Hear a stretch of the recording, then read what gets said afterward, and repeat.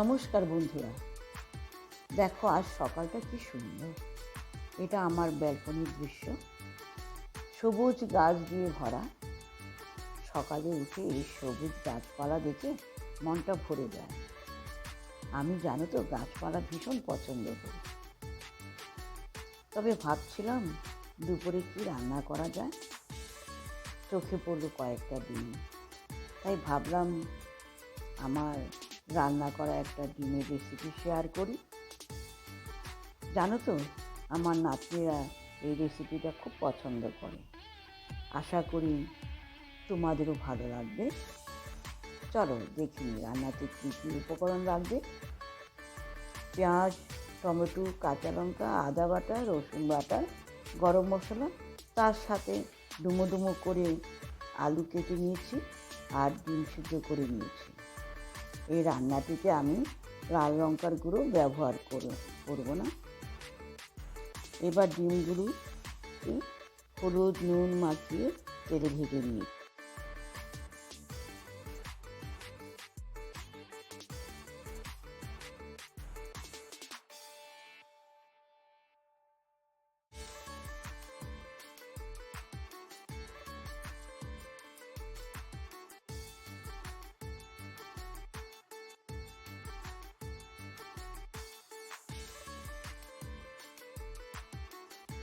তারপর আলুগুলো ওই তেলে লাল করে ভেজে তুলে নিয়েছি।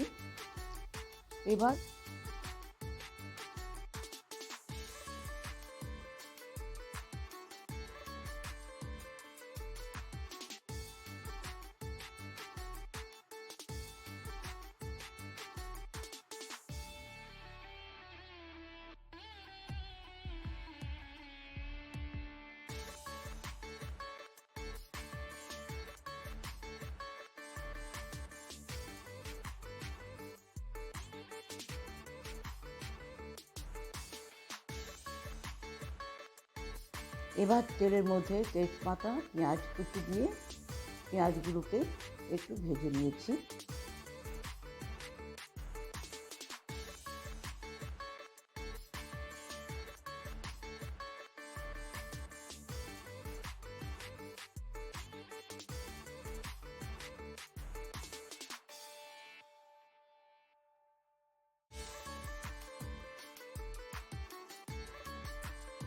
তার মধ্যে আদা, রসুন, কাঁচা লঙ্কা, এলাচ, দারচিনি বাটা দিয়ে দিয়েছি।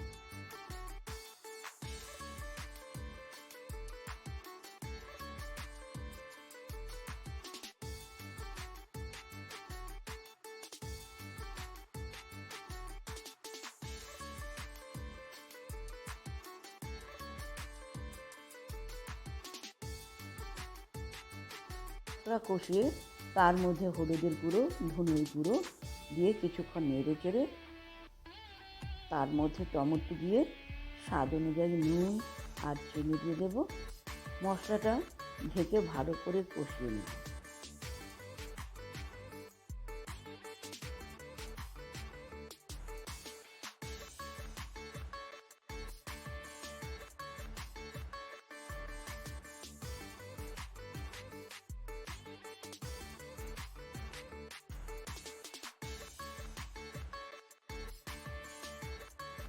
এই সময় একটু জল অ্যাড করব আর ঢেকে মশলাটাকে আরও কিছুক্ষণ কষিয়ে নেব।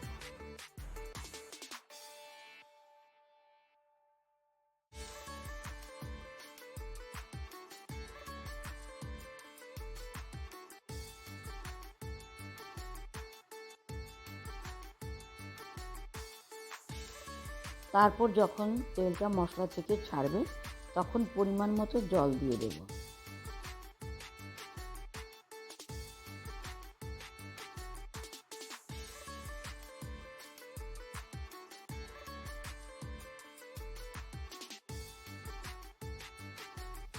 জলটা ফুটে উঠলে পরে তাতে ভেজে রাখা ডিম আর আলু দিয়ে কিছুক্ষণ ফুটিয়ে নেব। ঝোলটা পরিমাণ মতো হয়ে গেলে নামিয়ে নেব।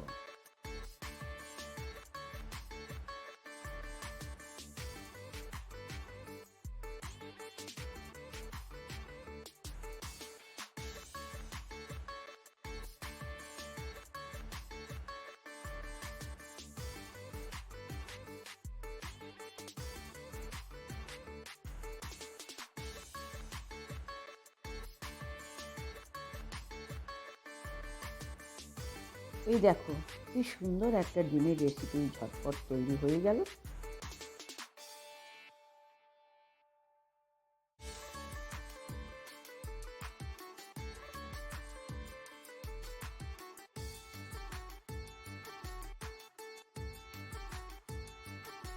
চলো এবার টেস্ট করার পালা। ওহ, খেতে কি অসাধারণ হয়েছে। এইভাবে রান্না করলে মাংসেরও প্রয়োজন হয় না। অবশ্যই কমেন্টে জানিও তোমাদের ভিডিওটা কেমন লাগলো। দেখা হবে আরেকটা নতুন ভিডিওতে।